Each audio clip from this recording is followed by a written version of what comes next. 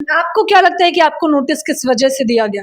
सच्ची पत्रकारिता करने का मुझे जो है जुर्म है मेरा, लेकिन मैं करता रहूंगा। जो करोड़ों में बिकते हैं, मैं वैसा बिक नहीं सकता, चाहे ऐसा नोटिस 1000 आ जाए। क्या कानून का राज खत्म हो चुका है देश के अंदर?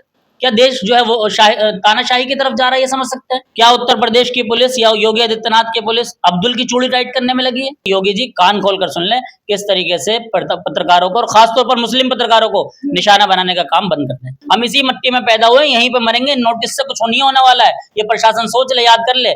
नमस्कार, मैं ज्योति यादव और आप देख रहे हैं उल्टा चश्मा यूसी। वक्फ संशोधन बिल के पास करने के बाद सरकार का दोहरा चरित्र बेनकाब होता जा रहा है। न केवल आम जनता पर सरकार दबाव बनाने का प्रयास कर रही है, बल्कि वो तमाम पत्रकार जो एक तबके विशेष से संबंध रखते हैं, जो निष्पक्ष पत्रकारिता करते हैं, जो सोशल मीडिया पर आवाज बुलंद करते हैं जनता की, उन्हें बाकायदा नोटिस भेजा जा रहा है। 6-6 लाख रुपए का नोटिस। क्या आप अंदाजा लगा सकते हैं? इस वक्त मेरे साथ पत्रकार जफर मौजूद है, जिन्हें नोटिस आया। मैं स्क्रीन पर पहले आपको ये नोटिस ही दिखाना चाहूंगी। क्या है पूरा मामला, सीधे जफर से पता करेंगे क्या है ये पूरा मामला। बहुत बहुत शुक्रिया ज्योति जी कि आप एक ऐसे वक्त में मेरे साथ आके खड़ी हुई जब मैं ये महसूस कर रहा था कि शायद पत्रकार के ऊपर जो है एक बड़ा निशाना साधा जा रहा है, और पत्रकार ही नहीं, क्योंकि आज देश जब जो है ये समझ सकते हैं कि एक बुरे वक्त में खड़ा है, उस वक्त में जब पत्रकार अपनी जिम्मेदारी से काम कर रहा हो, उस जिम्मेदारी के बीच जो है पत्रकारों को ऐसा निशाना बनाना कि 6 लाख रुपए का नोटिस उसको दे देना, उसके लिए एक बहुत मतलब मुश्किल की घड़ी है। जबकि अभी पिछले दिनों 2 दिन पहले देश की न्यायालय सुप्रीम कोर्ट ने कहा कि उत्तर प्रदेश के अंदर जो है वो कानून का राज खत्म होता जा रहा है। तो उत्तर प्रदेश की पुलिस ने वाकई जो मुझे नोटिस दिया, मैं समझ सकता हूँ कि कानून का राज खत्म हो रहा है। ये नोटिस मुझे 4 तारीख को मिला। 3 तारीख को वक्फ बोर्ड का जो बिल था वो पास हुआ, रात को 2-2:30 बजे तक लेट संसद चली, आपने देखा। लेकिन 4 तारीख को जो है अचानक पता नहीं क्या सोचता है, पुलिस को क्या समझ में आता है, उन्होंने अचानक मुझे नोटिस थमाने का काम किया। और उसके बाद 5 तारीख को मुझे जो है कोर्ट बुलाया गया। मैंने जाकर वहां पर पहले कोर्ट में बात करी, पहले उसके बाद जो है उससे पहले मैंने पुलिस स्टेशन में बात करी। सबसे पहले हमें ये बताइए, ये नोटिस जब आपके पास आया तो इस नोटिस में खास तौर पर क्या लिखा है? नोटिस में ये लिखा है कि मैं शांति भंग कर सकता हूँ, ठीक है। इसमें बीएनएस की धारा है 126। 126 ये दर्शाता है कि जो व्यक्ति जिस पर मतलब शक है कि किसी माहौल को खराब कर सकता है, उस व्यक्ति पर ये धारा लगाई जाती है। और ये धारा का अधिकार जो है वहाँ के नगर मजिस्ट्रेट को होता है। वो नगर मजिस्ट्रेट वहाँ के पुलिस स्टेशन में ये कंफर्म करते हैं कि कुछ ऐसे लोग जो माहौल को खराब कर सकते हैं किसी भी तरीके से, उन लोगों को चिन्हित करके इस तरीके का नोटिस भेजा जाए, उसमें मुचलके की जो है जमानत कराई जाए, मुचलका भरा जाए, ताकि जो है ऐसे लोग जो है वो सावधान रहे। लेकिन मैं अपनी बात बताऊं, मैं जिम्मेदारी से पत्रकारिता करता हूँ, पिछले 4 साल से पत्रकारिता कर रहा हूँ। मेरी पूरी फैमिली का कोई बैकग्राउंड आज तक, अगर मैं बताऊं कि पुलिस स्टेशन में कोई एक सिंगल मेरा लड़ाई का मुकदमा नहीं है। अब ऐसे व्यक्ति को नोटिस देना आखिर क्या दर्शाता है? मैं ये समझ रहा हूँ कि शायद सच्ची पत्रकारिता करने का मुझे जो है जुर्म है मेरा, लेकिन मैं करता रहूंगा। तो आपने कहा आप कोर्ट गए इस पूरे मामले को लेकर, तो फिर कोर्ट ने क्या कुछ कहा? मैं वहां पर गया, वहां किसी आला अधिकारी से तो मुलाकात नहीं हुई, लेकिन जो उनके प्यारो बैठे होते हैं उन्होंने ये कहा कि भाई आप जो है 3-3 लाख रुपए की 2 जमानतें लेकर आइए, आप अपनी जमानत कराइए। लेकिन जमानत तो वो व्यक्ति कराएगा जो व्यक्ति मुजरिम हो, जो व्यक्ति ने कोई गुनाह किया हो। मैंने कोई गुनाह नहीं किया, इसलिए मैं जमानत नहीं कराऊंगा। मैंने सुप्रीम कोर्ट के वकील से मेरी लगातार बातचीत चल रही है, मैं मीटिंग कराया मैंने अभी 2 दिन पहले, उनसे मेरी बात हुई। उन्होंने कहा कि इसमें जो है आपको कोई पैसे देने की जरूरत नहीं है, कोई जमानत कराने की जरूरत नहीं है। आप जो है इसमें डायरेक्ट वहां पर जो भी नगर मजिस्ट्रेट बैठते हैं आप उनसे मिलिए, उनको अपना एक जवाब भेजिए, उनको ये कहिए कि भाई मेरा ऐसा कोई क्रिमिनल रिकॉर्ड नहीं है, तो आखिर मुझे ऐसा क्यों किया जा रहा है। लेकिन मुझे नहीं लगता कि उत्तर प्रदेश में जो है नगर मजिस्ट्रेट हो चाहे वो एसडीएम साहब हो, वो मेरी इस बात को सुनेंगे। क्योंकि आज भी मेरे वकील ने जो मेरे लीगल एडवोकेट है, उन्होंने आज भी जो है उसको फाइल किया है। और अगर सुप्रीम कोर्ट तक जाने की जरूरत पड़ेगी तो मैं जाऊंगा। अभी फिलहाल गौतम बुद्ध नगर में हमारा ये मामला है, पहले इलाहाबाद हाई कोर्ट जाऊंगा, स्टेप बाय स्टेप अगर जरूरत पड़ती है मैं सुप्रीम कोर्ट जाऊंगा।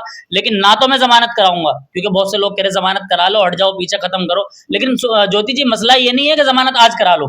चलिए 6 लाख की बात है, 6 लाख रुपए के लिए मैं 2 अपने फ्रेंड को, मतलब अगर मैं बातचीत करूंगा तो 2 गाड़ी वाले मुझे ऐसे लोग मिल जाएंगे जो मेरी जमानत करा लेंगे। लेकिन बात यह है कि आज 6 लाख रुपए में अगर मैं जमानत करा लेता हूँ, कल मुझे 50 लाख का नोटिस दे दें, उसका जिम्मेदार कौन होगा? और मैं कहां से लाऊंगा 50 लाख रुपए की जमानत? तो इसलिए मैं जमानत नहीं करा रहा हूँ कि ये लड़ाई लंबी है, और इस लड़ाई को अगर एक पत्रकार होकर मैं नहीं लड़ सकता हूँ तो मुझे नहीं लगता कि देश का कोई नागरिक लड़ पाए। मुझे ये जानना है कि क्या ये नोटिस आपको सीएम योगी आदित्यनाथ के प्रशासन की तरफ से मिला? जी बिल्कुल, उत्तर प्रदेश पुलिस, गौतम बुद्ध नगर पुलिस ने मुझे नोटिस दिया है।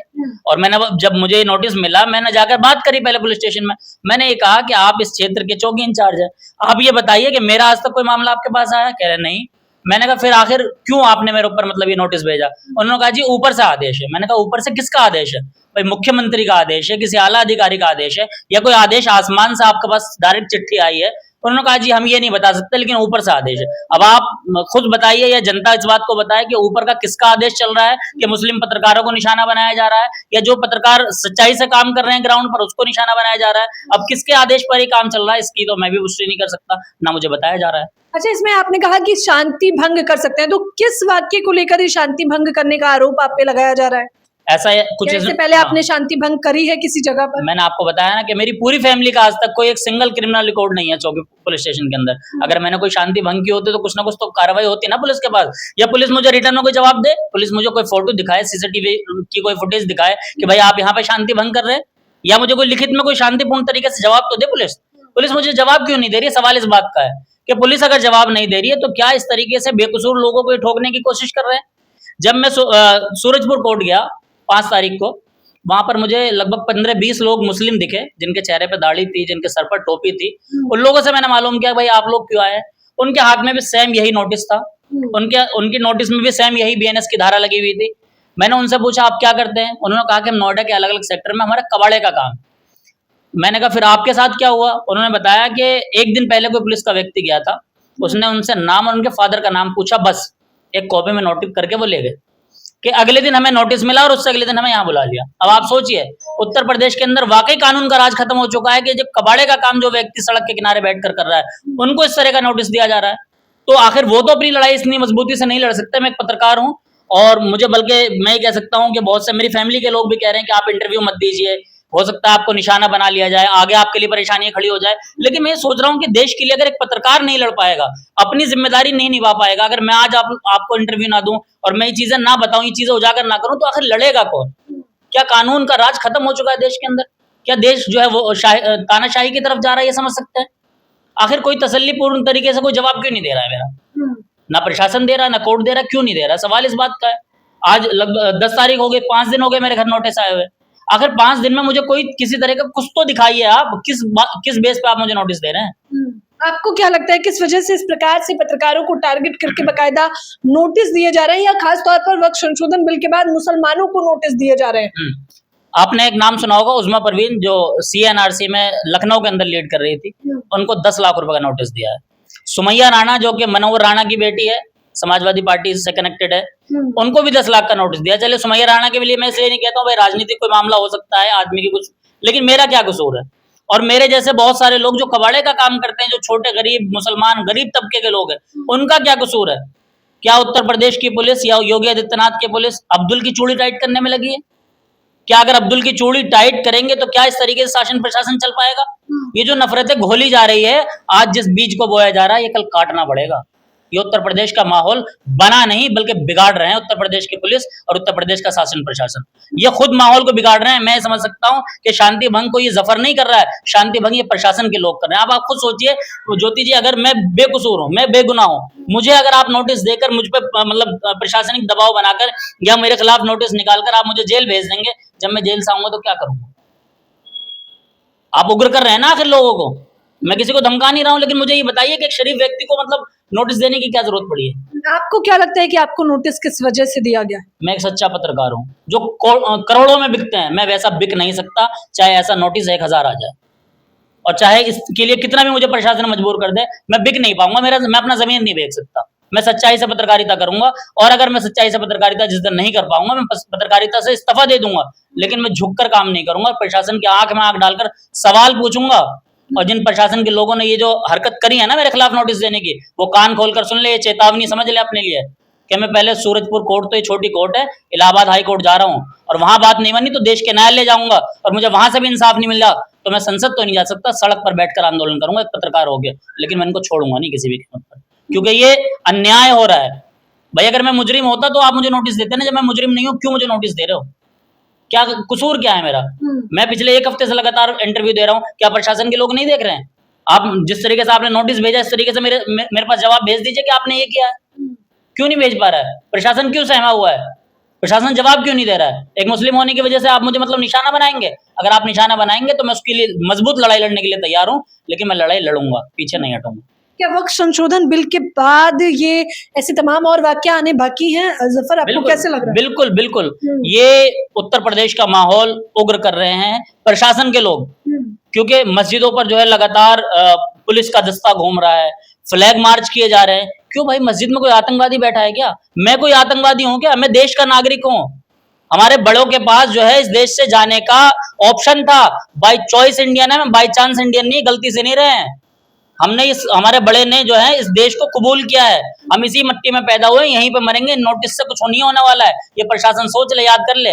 और रही बात वक्फ संशोधन की, तो वक्फ संशोधन बिल के लिए जो बड़े जिस तरीके से लड़ाई लड़ रहे हैं वो अपनी लड़ाई लड़े, लेकिन एक बात बताइए, ना तो मैं कोई आंदोलनकारी हूँ, ना मैं कोई भाई राजनीतिक व्यक्ति हूँ, मैं एक पत्रकार हूँ, देश का चौथा स्तंभ का एक मैं हिस्सा हूँ।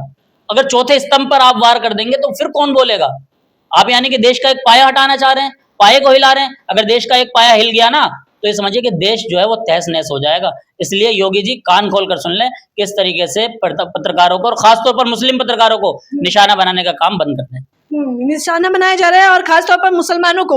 अच्छा, ये सवाल भी पूछना लाजमी है कि संशोधन बिल तो सब जगह पास हुआ है, लेकिन खबरें अमूमन जो निकल कर आ रही हैं वो उत्तर प्रदेश की खबरें हैं। उत्तर प्रदेश से इसलिए आ रही नहीं है कि यहाँ पे जो है योगी जी है, और योगी जी अपनी कुछ चीजों को लेकर फेमस हैं, बुलडोजर चलाना जानते हैं, ठीक है। जबकि सुप्रीम कोर्ट ने ये कह दिया कि अगर कोई किसी का जुर्म साबित भी हो जाता है, तब भी आप उसका घर नहीं तोड़ सकते। उस आदेश के बाद भी योगी जी बुलडोजर चला देते हैं। तो ऐसा लगता है कि जो अभी पिछले 2 दिन पहले सुप्रीम कोर्ट ने कहा ना कि कानून का राज खत्म हो चुका है, ये सच्चाई है। उत्तर प्रदेश के अंदर से कानून का राज खत्म हो चुका है। अगर कानून का राज होता तो सच्चे पत्रकार को ये नोटिस ना दिया जाता, जो नोटिस मुझे दिया गया। और अगर इस तरह के नोटिस को देकर डराने और धमकाने का काम सोच रही है, तो वो अपने दिमाग से निकाल दे। मैं इस नोटिस को लेकर जहां तक की लड़ाई होगी, जितनी मजबूत लड़ाई लड़नी होगी, और एक बड़ा तबका पत्रकार का मेरे साथ है, जो पूरा परिवार है, आप भी उसमें है, और पूरा परिवार का मुझे ऐसा समर्थन मिल रहा है जैसे कि एक परिवार को घर के अंदर समर्थन मिलता है। लगातार हमारे तमाम साथी जो है पत्रकार साथी मुझसे मिल रहे हैं, इंटरव्यू ले रहे हैं, और उनका ये कहना है कि जहां जरूरत पड़ेगी वहां हम आपके साथ खड़े हैं, क्योंकि आप बेगुनाह हैं। क्योंकि आज मुझ पर ये बात आई है, कल ज्योति जी आप पे भी आ सकती है। ये माइक पर भी पहरा लग सकता है। अगर कलम पर पत्रकार के और माइक पर और इन पे पहरा लगाया जाएगा, तो मैं समझता हूं कि देश जो है वो खतरे की तरफ चला जाएगा। और तमाम तबके के लोग आए दिन प्रदर्शन करते हैं। आप सोच के देखिए, अगर पत्रकार सुरक्षित नहीं है, पत्रकार को इस प्रकार से नोटिस दिया जा रहा है, तो आम जनता का तो अंदाजा लगाना भी मुश्किल हो जाएगा। बिल्कुल, आम जनता का क्या अंदाजा लगा सकते हैं? ये सोचिए कि अगर एक वेल एजुकेटेड व्यक्ति जो देश की एक जिम्मेदारी निभा रहा हो, जो पत्रकारिता कर रहा हो, सरकार से सवाल पूछ रहा हो, उन मुद्दों को उठा रहा हो जो सरकार छुपा रही हो, उन जगहों पर जाकर पत्रकारिता कर रहा हो जहां पर सरकार पर्दा डालने का काम कर रही हो, काला सच निकाल कर सामने ला रहा हो, अगर उन लोगों को जो है इस तरीके का शिकंजा कसा जाएगा, तो फिर आम जनता किससे लड़ पाएगी? जनता की क्या हैसियत है कि वो सरकार से लड़ पाए? मैं समझता हूं कि जिन कबाड़े वाले लोगों को ये नोटिस दिया गया है, वो बेचारे अभी तक किसी को अपना 1 मिनट का इंटरव्यू नहीं दे पाए होंगे, क्योंकि उनके अंदर वो सहमे हुए हैं, वो डरे हुए हैं। लेकिन अगर पत्रकार भी डर जाएगा, मैं समझता हूं कि आज आजाद भारत के अंदर मुझे भी एक डर महसूस हो रहा है कि इस तरह के नोटिस जब पत्रकार को दिए जा सकते हैं, देश के नागरिक का क्या होगा? लेकिन देश के नागरिक की लड़ाई में लड़ रहा हूं मैं, पत्रकारिता से हटकर इस वक्त जो है देश के नागरिक होने की लड़ाई लड़ रहा हूं कि मैं देश का नागरिक हूं। मुझे साबित करो कि आपने जो मुझे नोटिस दिया है ये गलत है। या तो इसको खारिज करा जाए इसी कोर्ट में, अगर ये कोर्ट में खारिज नहीं होगा तो इलाहाबाद हाई कोर्ट में खारिज कराऊंगा, वहां खारिज नहीं होगा तो सुप्रीम कोर्ट में खारिज कराऊंगा। लेकिन इसका मैं ना तो जमानत करवाऊंगा इस मामले में, और ना ही मैं इससे पीछे हटूंगा, ना मैं इनसे डरने वाला हूँ। सीएम योगी आदित्यनाथ को क्या कुछ कहना चाहेंगे इस खत के बाद? हाँ, योगी आदित्यनाथ को ये कहना चाहूंगा, प्रिय मुख्यमंत्री जी, हम सम्मान करते हैं, आप एक सम्मानित पद पर बैठे हैं, लेकिन आपके जो पुलिस वाले जो आपके अंदर काम करते हैं, जिनको आप तनख्वाह दे रहे हैं, और जो हमारी पब्लिक सर्वेंट है, जो मतलब पब्लिक के सेवा के लिए आपने रखी है, अगर वो लोग बिना इन्वेस्टिगेशन के किसी ऐसे पत्रकार को अगर इस तरह का नोटिस दे रहे हैं, तो योगी आदित्यनाथ में सख्त तरीके से एक्शन ले। और जो ऐसे पुलिस के लोग हैं जिनकी मानसिकता इस तरह की हो गई कि मुसलमानों को टारगेट करना है, उन पुलिस अधिकारी को जो है योगी आदित्यनाथ अपने पास बुलाकर उनसे पूछे, और अगर वो बाज नहीं आते तो उनकी वर्दी जो है देश की अमानत है, वो देश की कोर्ट में ले जाकर टंगवाई जाए। ऐसे पुलिस के लोगों की जरूरत नहीं है जो पत्रकार को या किसी सम्मानित व्यक्ति को परेशान करने का काम कर रहे हो। ऐसे लोगों की प्रशासन में जरूरत नहीं है। अच्छा, आपने एक बात कही कि जो है अब्दुल की चूड़ियां टाइट की जा रही है, तो क्या लग रहा है कि मुस्लिम पत्रकारों की और अन्य उन पत्रकारों की जो बेधड़क होकर बोल रहे हैं, उनकी चूड़ियां टाइट करने का काम कर रहे हैं सीएम लोग? बिल्कुल चूड़ियां टाइट हो रही है। मैंने ये कोई नई बात नहीं है, उत्तर प्रदेश में बहुत सारे पत्रकार ऐसे हैं जो उत्तर प्रदेश शासन प्रशासन के भेंट चढ़े हैं, ठीक है। चाहे उसमें जुबैर हो, जुबैर पे भी पीछे आपने देखा होगा कि किस तरीके से FIR हुई, तो इस तरह का मामला जो है वो पत्रकारों पर होगा, और होगा वो जुबैर और जफर पर, ये भी तय है। क्योंकि अब्दुल की चूड़ी टाइट करने के बाद उत्तर प्रदेश के मुख्यमंत्री करते हैं। तो मुख्यमंत्री जी, आप भी ये ना सोचे कि ये गद्दी हमेशा रहने वाली है। गद्दी तो आना जाना है, लेकिन इंसानियत बाकी रखें ताकि गद्दी से उतरने के बाद भी लोग आपका मान सम्मान करें। इंसानियत बाकी रखें ताकि गद्दी से उतरने के बाद भी लोग आपका मान सम्मान करें। जफर को 6 लाख का नोटिस दिया गया है और इस प्रकार से एक नोटिस नहीं है, बल्कि मैंने देखा कि तमाम पत्रकारों को एक-एक करके नोटिस दिया जा रहा है। कुछ लोगों को स्ट्राइक दिया जा रहा है जिससे वो चैनल पर बुलंद तरीके से आवाज ना उठा सके। सोचिए, पत्रकारों का ये हाल है इस आजाद भारत में, इस अमृत काल में, तो आम जनता की तो क्या ही दुर्दशा है। और खासतौर पर सीएम योगी आदित्यनाथ की सरकार जो अब राम राज से जंगल राज में तब्दील हो चुके हैं। फिलहाल इस खबर के बारे में आप लोग भी मुझे अपनी राय जरूर दें। कैमरामैन देव के साथ ज्योति यादव, उल्टा चश्मा, यूसी।